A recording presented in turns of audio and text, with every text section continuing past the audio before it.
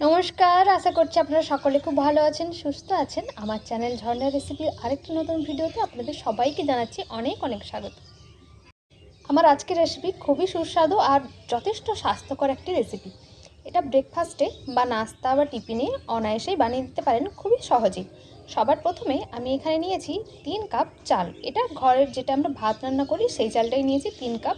আর নিয়েছি 1 কাপ বিউরির ডাল, মানে বিরির ডাল, অর্থাৎ 3 কাপ চাল আর 1 কাপ ডাল নিয়ে মোট 4 কাপ। তো সবার প্রথমে এগুলোকে 3 ঘন্টা করে আমি ভিজিয়ে রেখেছিলাম আলাদা আলাদা করে। তারপর সবার প্রথমে বিরির ডালটাকে খুব ভালো করে পেস্ট করে নিয়েছিলাম আলাদা।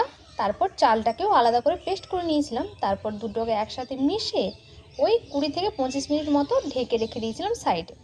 ততক্ষণ পর্যন্ত এদিকে একটা চাটনি বানিয়ে নিয়েছিলাম। তো সবার প্রথমে আমি এখানে নারকেলের চাটনি বানাবো। তো তার জন্য কিছুটা পরিমাণ নারকেলের খোয়া, আর দিয়েছি বাদাম, আর দিয়েছি কিছুটা পরিমাণ ছোলার ডাল। সব কিছুকে হালকা আঁচে অল্প করে নেড়ে চেড়ে নিয়ে তারপর এগুলোকে গ্রাইন্ডারে দিয়ে দেবো একটা খুব ফাইন পেস্ট বানানোর জন্য। তো এখানে সবার প্রথম সমস্ত উপকরণগুলোকে নিয়ে নিয়েছি, যেগুলো ভেজে নিয়েছিলাম। তারপরে এখানে একটা কাঁচা লঙ্কা দিয়েছি, বাচ্চাদের জন্য বানালে ঝালটা আপনারা পরিমাণ মতো দেবেন। দিয়েছি 2 চামচ মতো চিনি, আর দেবো এখানে স্বাদ মতো লবণ।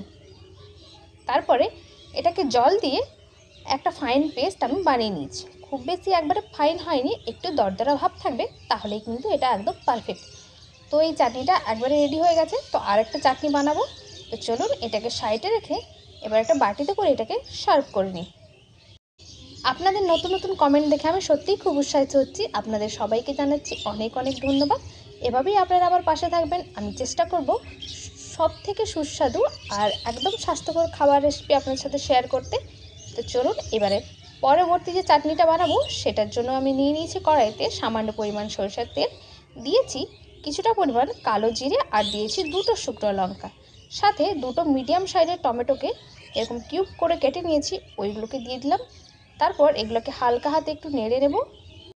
টমেটোটাকে একদম খুব হালকা হাতে নেড়ে নিয়ে এবার এর মধ্যে একটা বড় মাপের পেঁয়াজকে দিয়ে দিয়েছি কুচি করে। তারপর দিয়েছি সামান্য পরিমাণ একটু আদার টুকরো, আর দিয়েছি ওই 7-8টা মতো রসুনের কুচি। এবার সব কিছুকে খুব ভালো করে নেড়ে নিয়ে এবার এটার একটা পেস্ট বানিয়ে নেব। যখন এইগুলো সব কিছু একটু নরম হয়ে আসবে তখন বুঝতে হবে যে ব্লেন্ড করার জন্য একদম পারফেক্ট। এবারে যেই গ্রাইন্ডারে আমি নারকেলের চাটনিটা বানিয়েছিলাম সেখানেই আমি সমস্ত উপকরণগুলো দিয়ে দেবো এক এক করে। তারপর এখানে মনে করে একটা হাফ লেবুর রস নিচড়ে দিতে হবে। তারপরে এখানে দিয়ে দেবো আমি স্বাদ মতো লবণ, আর দেবো 1 চামচ পরিমাণ চিনি। আপনারা যদি খুবই টক খেতে চান তাহলে চিনিটা একবারেই স্কিপ করে দেবেন, দেওয়ার কোনো প্রয়োজন নেই। এবার দেখুন খুব ভালো করে সামান্য জল মিশিয়ে এটাকেও একটা খুব ভালো পেস্ট বানিয়ে নিয়েছি। খুব একদম ফাইন পেস্ট হয়নি, একটু দরদরা ভাব থাকবে, তাহলে কিন্তু ডোসার ক্ষেত্রে বা ইডলির ক্ষেত্রে এই চাটনিগুলো খেতে একদম পারফেক্ট হবে। তো চলুন এটাকেও একটা বোলে এবারে সার্ভ করে নিচ্ছি।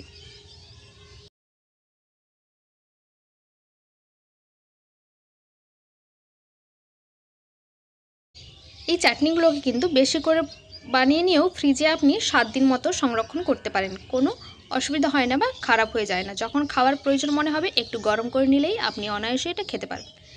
যেহেতু এটা পালং শাকের চিলা বা পালং শাকের ডোসা, তাই পালং শাক তো লাগবেই। বেশ কিছুটা পরিমাণে আমি এখানে পালং শাক নিয়ে নিয়েছি, সাথে দিয়েছি ওই যতটা পালং শাক নিয়েছিলাম তার হাফ ধনেপাতা।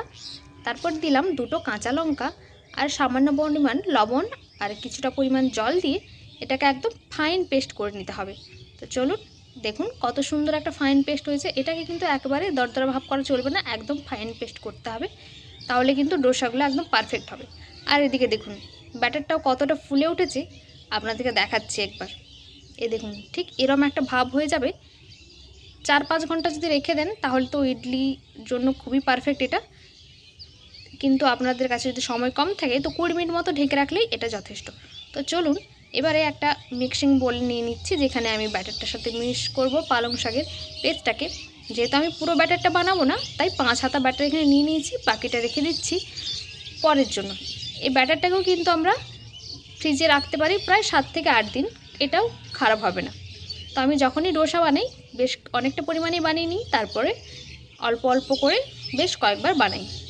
তো এবারে 5 হাতা ব্যাটারের সাথে এখানে পালং শাকের হাফটা মতো দিয়ে দিলাম পিউরিটা। তারপর খুব ভালো করে এটাকে ফেটিয়ে নিতে হবে, ঠিক এরকমভাবে।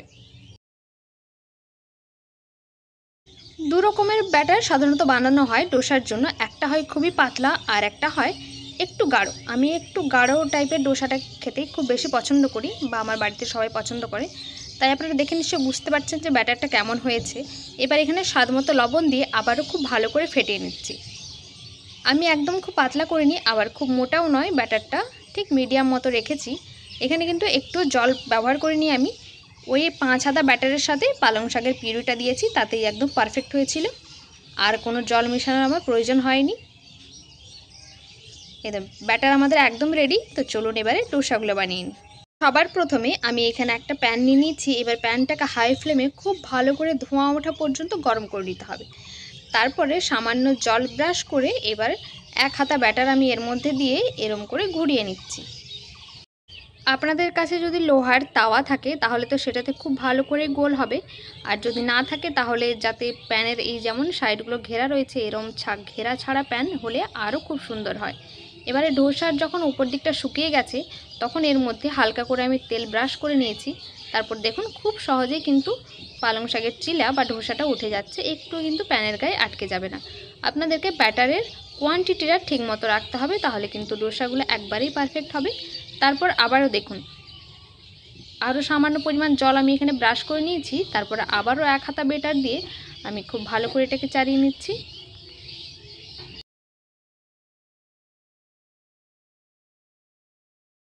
যখন আবার এরকম উপর দিকটা শুকিয়ে যাবে তখন হালকা করে তেল এর উপর দিয়ে ছড়িয়ে দেব।